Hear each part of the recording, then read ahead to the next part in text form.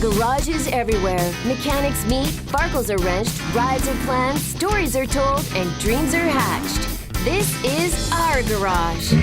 Welcome to FARKLE Garage. I'm Kim Rock. On today's show, we take a nostalgic trip to Dreamland. Clive gives us some tips on trips. Bev invites us back to the barn, and Steve shows off his posh new peashooter. All this and more on this episode of FARKLE Garage. But first, come along on our new series, Ride to Eat. Awesome roads, beautiful locations, great food, with a bit of farkling, of course, because sometimes it really is about the destination. What's your favorite ride to eat?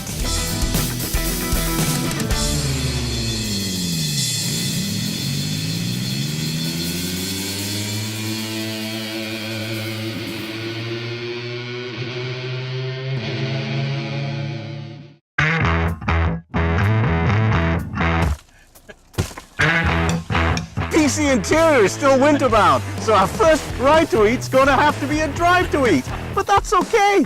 You'll want to come back again real soon. Today's destination, Sorrento, BC, about 4.5 hours northeast of Vancouver via the Coquihalla Highway. But our favorite ride to Shuswap Lake is Highway 99 and the famous Duffy Lake Road, a fantastic summer mountain rip. Both rides offer spectacular scenery with plenty of stops along the way.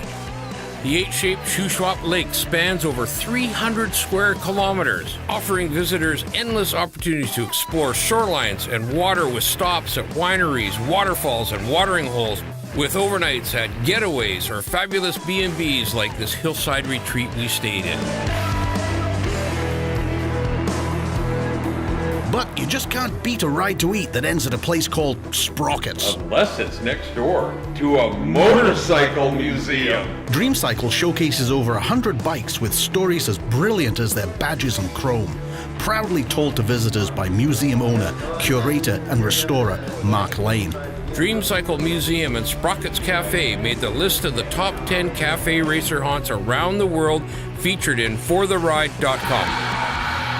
Robin and her team make everything from scratch, whipping up homemade breads, hearty sandwiches and steaming soups, as well as belly-busting breakfasts. The food's amazing, but we felt our Ride to Eat segments begged to be farkled up a bit. Sprocket's signature dish is Ducati meatball panini, but we're thinking Camel balls. One hump or two. All right, Robin, let's sparkle up some food.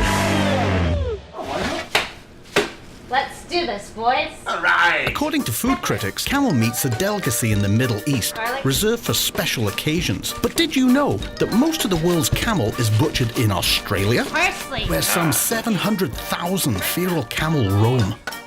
secret sauce, Chipotle Tabasco.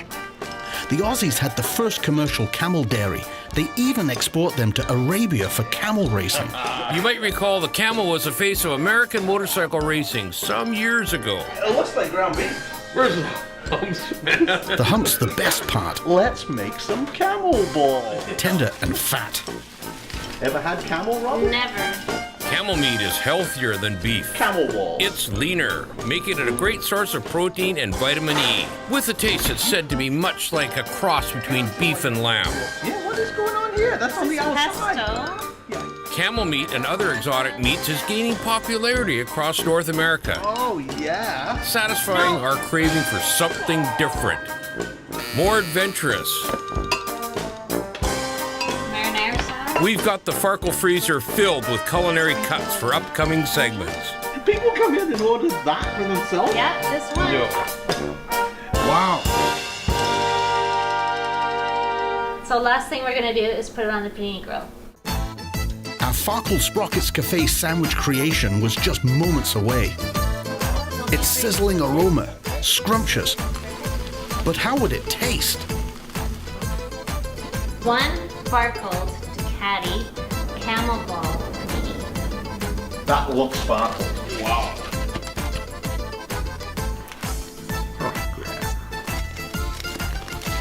Dig in, boys. Our camel ball sandwich was a success.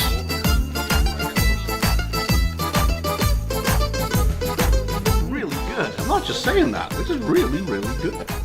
Excellent. Remember, a ride to eat is not just about the journey. It's about the destination. Camel balls.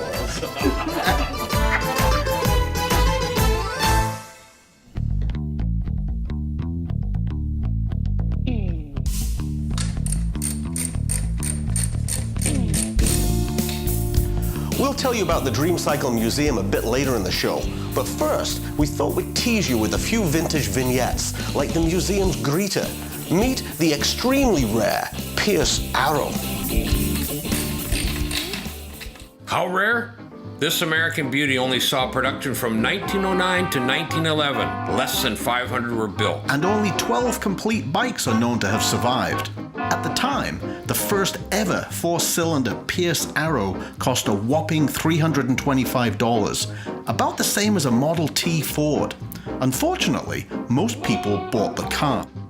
So what's a guy pay for such a marvelous machine? A lot, actually. Mark Lane, the museum's owner, traded his prized 1978 308 Ferrari, yep, like the one Magnum drove, and his Manx Norton, and a stack of cash for the precious Pierce. But Mark was suffering from a bit of buyer's remorse.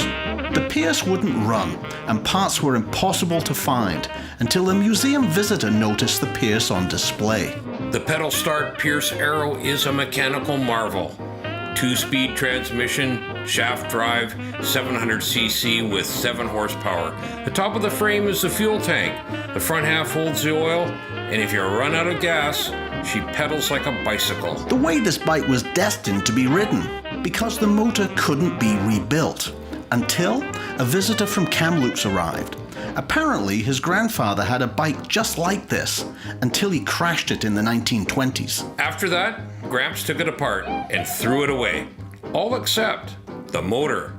During the dirty 30s, he had no money, and so he sold his furniture to buy food for the family. He kept the Pierce motor. The visitor told Mark his grandfather worked as an airplane mechanic for Piercy Pierce in the 20s, and that motor meant something to him. When his grandfather died, the grandson was given the motor when he was 11 years old. He kept it all his life, not knowing what it fit, until now. He happily donated it to the museum. And now, Mark has all the parts he needs to get the Pierce Arrow running again. And he's got another wonderful story to share with visitors to the Dreamcycle Museum. Your collection is so eclectic. It's nice to have a variety of things. So of all your bikes, Bevan, this Yeah. one is known as Bev's bike. It's the one I've ridden the most. Yeah. I love the old bike. It's reliable, quiet, it's very smooth. And if I may say it, 84 years of age, you're riding this motorcycle. Yeah, Tip yeah. of the hat to you, my friend. Yes. Thank you. It seems that people notice me on it, and I can spend a whole afternoon on it and get home and I'm not tired. It's comfortable. And Nice. that's a credit to the motorcycle. What exactly is it, Bevan? It's a 1968 German police bike. It's not going to win any speeding awards. I know a couple of military guys that were in Germany, and they used to bait them. You see, the police would be sitting on these bikes, and they go past them fast. You know, these guys were riding Kawasaki's and Suzuki. Right. BMWs, and they just stay ahead of them. They could never quite catch them. Never with quite. these bikes. Well, all 26 horsepower. Okay, yeah. It'll do 80 miles an hour without any problems. Yeah, okay. Yes, and it'll keep that all day long. Right. Whisper quiet. It is, you know. I've had people wind the windows down the cars next to me and say, it's just wonderful to hear such a quiet motorcycle. I was looking at the suspension and the front suspension on this motorcycle, Bevan. Is that called an Earl's Fork? Is Earl's that correct? Fork, designed by an Englishman. Okay. And the latest BMW front suspensions are also designed by an Englishman. They used to demonstrate them by hitting a 7-inch curb at 30 miles an hour. Oh, really? Yeah. If you put your front brake on, it doesn't dive, it climbs. Do you know, you probably do, Bevan, but there were 5 different gas tank options that were available on this motorcycle. I didn't know that. Up to and including a 30-litre, that's 7.5 US gallons. I've seen it. Yeah, you've seen it? It's Yeah, a beautiful tank. Yeah. They made some gorgeous tanks. Is this the glove compartment? It's the toolbox, of course. So, Bev, you're going to work on the old Beamer over the winter and get it ready for the first spring ride, eh? You know, Steve, It'll start first or second kick. Yeah. The beauty of it is its simplicity. Well, we look forward to going for a ride with you in the springtime. Let's do that for sure. Yeah. Bevan, I'd like to thank you very much for showing us some of these fabulous machines. I started off building choppers. We took these motorcycles and threw half the parts away, so it's almost like a gone full circle. I'm finding all the parts we threw away and trying to put them back on again. That's a work of art, isn't it? Life is funny that way. Times and people change. But the classics stay the same thanks to a handful of people who refuse to part with the old stuff. That speedometer on my 23, for example, you know, it was brand new in the box. Some guy just decided never to throw it away since 1920. It's weird. It's wonderful. Wonderful is my 1929 Harley 350 single Ray's finally finished restoring after 2 years of work. You know, summers are for riding and winters are for working, so we weren't in a big rush. At least I wasn't. The bike was a basket case when I got it a few years ago, but Ray's the best. Well, I like a challenge, you know. It doesn't really matter what they show up as. I mean, I guess the uglier the better I like them. Our goal was to keep this bike as original as possible. New floorboards? Not likely. You could have bought new aftermarket floorboards for $60, but we spent days and days welling those ones up and repairing them, but they're the originals. Same with the handlebars. Ray managed to salvage the tank and fenders too. I had to take all the rivets out of the fenders. We had to roll them and straighten them all out. I had to re-rivet all the brackets back on again and get them all painted up. So it turned out quite nice. Unfortunately, we failed to notice that the frame was slightly bent. I think that bike had been put in the ditch at one time. So we had to disassemble it all and take it back over and get the frame straightened away and repainted. However, the bigger problem was the transmission. Transmission that was originally in the motorcycle was in very bad shape. It had been welded up years ago and the gears are pretty worn out and the bearings are toast. The most difficult issue with restoration isn't the wrenching, it's the research. And one of the hardest parts I had was finding the seat. There was no data and there was no pictures. But I did find one in Pennsylvania. I found a guy that said, here's the seat you're looking for, and there it is. We're lucky. But not as lucky as the tranny find. Buried for decades in a friend's garden and given to me as a joke. Not really a hoarder, but I kept this transmission thinking in my mind. This is like 1979. And I thought, one day I'm gonna have a use for this. So why do we do it? Keeping the old stuff, make it new again, for a bunch of reasons. Just love the original motorcycles. The challenge. I don't have a mechanical background, but my father was a mechanic. And I got him into biking. And the tools that I use are half of them are my dad's old tools. And when I finish using them, I always say, thanks, pup.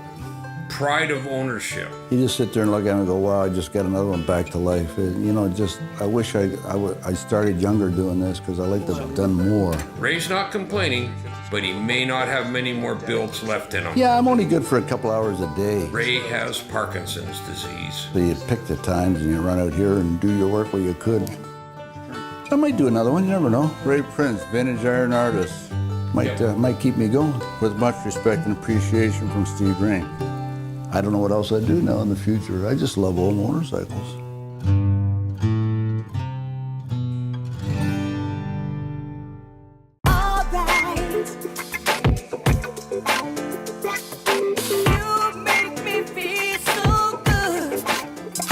This is a 1986 Suzuki GSXR 750 limited edition. And this one here was raced by Gary Goodfellow in 1987. He raced this bike over in Europe and he got 3rd place in just about every race he raced in Europe. He raced it in the AMA in the US and got 8th place. He also raced it here in Canada, getting a 1st in Calgary and a 1st at Most Sport in Ontario. A couple of years ago, Gary came in and there's a picture of him there with the bike back in 1986 when he was racing it for Suzuki. And this is him here a few years ago when he came in to sign the gas tank for me. And that was the first time he had seen the bike since he raced it back in 1986. And this is him here in 1989 when he won World Superbike for Suzuki. That was the first time Suzuki had won at World Superbike. And this is the helmet he was wearing when he won, which I got off eBay, which according to Gary, the guy he gave it to was never supposed to sell it. So you never know what you're gonna get on eBay.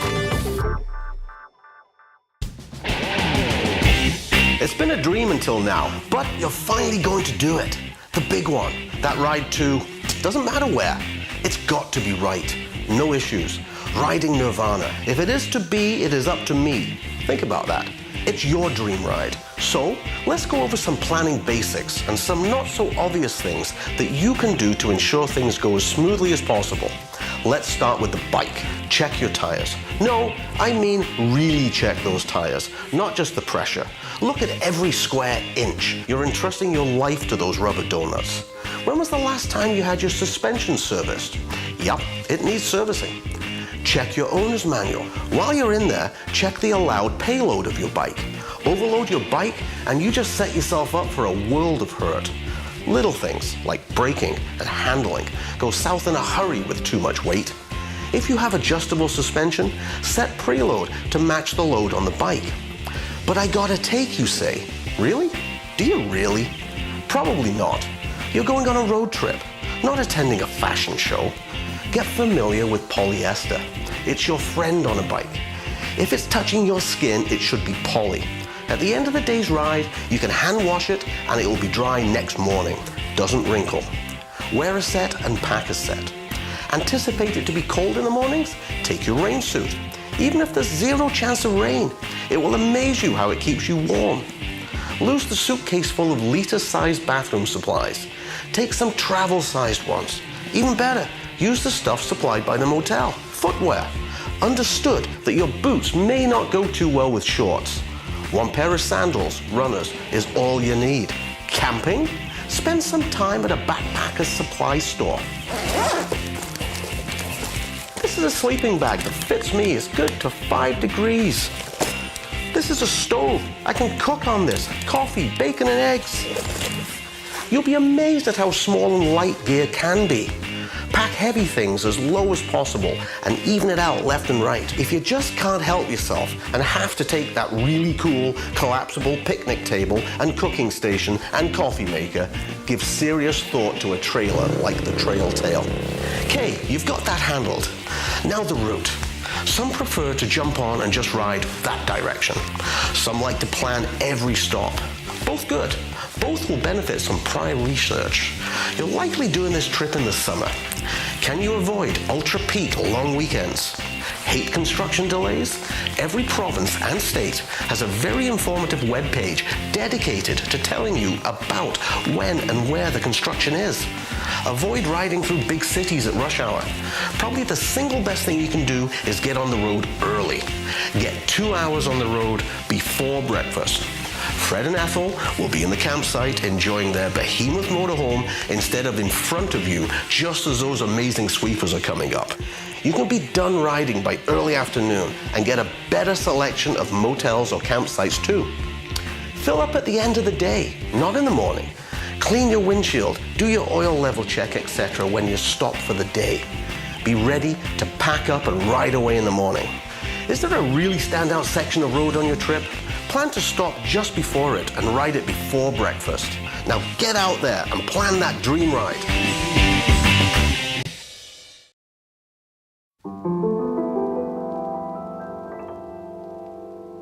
I can't stop crying over you. This is a 1925 BSA 557 Deluxe, and it was parked in a barn in 1941 and taken out of the barn when I purchased it. All original paint, one owner from new, and it still has its original front tire on it. BSA stands for Birmingham Small Arms, and they made guns before they made motorcycles, so there's 3 guns in their first logo. Stuck in the headlight is a piece of cardboard with a slot cut in it. The last time the guy rode this bike in 1941 was the Second World War, and planes would fly over England at night dropping bombs wherever they saw light. So this guy cut that cardboard out to stick it in there to cut the light down so a plane wouldn't see him and drop a bomb on him. It's been in there ever since. This is acetylene lighting, so that's the acetylene generator. You put carbide in there. It's like a white rock. You add water. The reaction causes acetylene gas to flow through the tube, and you light it with a match right inside here. You also go to the tail light, and you light it through this hole right here. So now you got a fire burning at both ends of your bike, a gas tank in the middle, and planes dropping bombs from above. Not a very good situation. That's probably why you put it in the barn. They're a bit of a challenge to drive because there's nothing automatic. This is your choke, your throttle, and your front brake. Your timing, which is when your spark plug sparks. So that gets adjusted depending on the RPM of the engine. Your clutch, your decompression valve, allows you to kick it over to get it going. Hand shift 3-speed transmission, and a pump to pump the oil through the bearings in the motor. The pump gets pumped once about every kilometer. You adjust the little dial and you watch it drip through the little glass window. It lubricates the motor, then it gets burnt out through the exhaust or drips out through the leaky engine cases. So you fill up with gas and you fill up with oil. There's 2 tanks inside here. And it also uses a piece of wood for a brake pad, another source of potential fire. Most of us grew up building scale models. Some of us still do. Mark does. I love restoring bikes. But his artwork won't sit on a shelf. Scale's all wrong. Who needs models when you've got the real thing?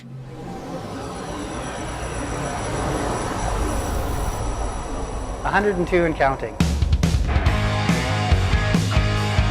Sorrento, BC's Dreamcycle Museum roared to life 7 years ago, a culmination of hard work, a dream, and a voice from above. Mark spent 25 years running a tree planting business. Commercial reforestation. In the end, he had over 60 employees. All under the age of 25, and they were all out working in bush camps planting trees. So, he's used to having his hands full. Yep.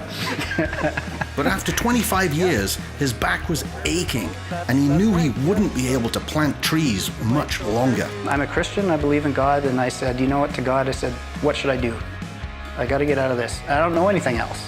And he said to me, well, you build a motorcycle museum. I said, what? Nobody in their right mind does that. Beautiful. Maybe not, but by now, sprockets were spinning. If I was able to do it, and it worked out, it would be unbelievable. Yeah. I already had a large collection of motorcycles. I had all the shop equipment. Basically, all that was missing was the building. Thus began the family's quest to put down new roots and realize their calling. So the 5th year into looking for this dream, they got a call from a friend in Sorrento saying, come check out this old building. And I said to my wife, you know what? This place is a dump in the middle of nowhere. Not a chance. But sometimes you gotta sleep on it a bit. Overnight, God gave me a picture of what this place was going to look like when it was done. Another year passed, but would the building site pass the Phase 2 environmental assessment?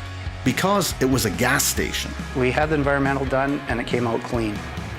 So away we went.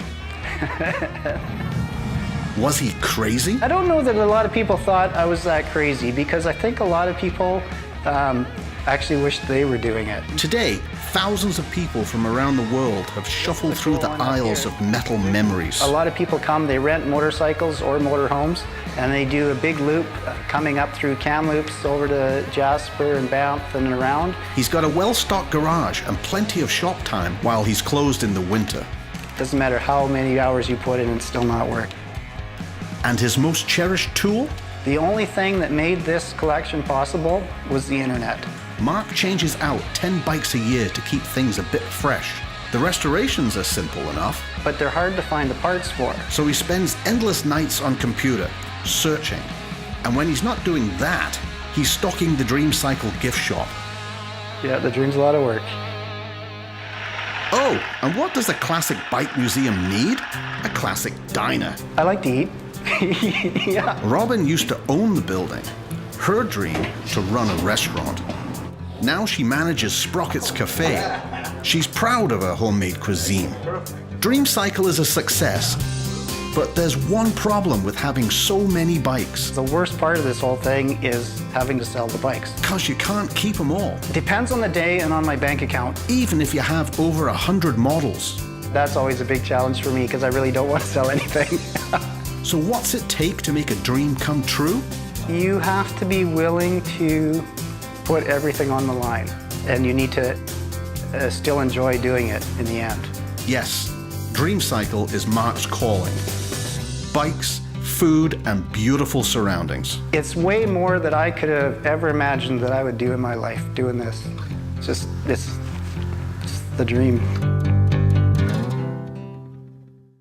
We hope you enjoyed hanging out with us at FARKLE Garage. Have you got a story or know someone who does? Send us an email. Share it with us on Facebook. Follow us on Twitter and Instagram and we'll share it with the world. And if you want to see more FARKLE Garage, watch us on YouTube. Before we go, remember, ride safe, keep the rubber side down, and have an awesome summer. Later, bikers. Strap on my feathers, boots are on the ground. Crack the throttle, hear them rumbling playing in my head. Riding gear provided by Clive. Technical riding gear. Robbers on the road, wind in my face, riding down the highway. Heaven is the place I'm rolling on.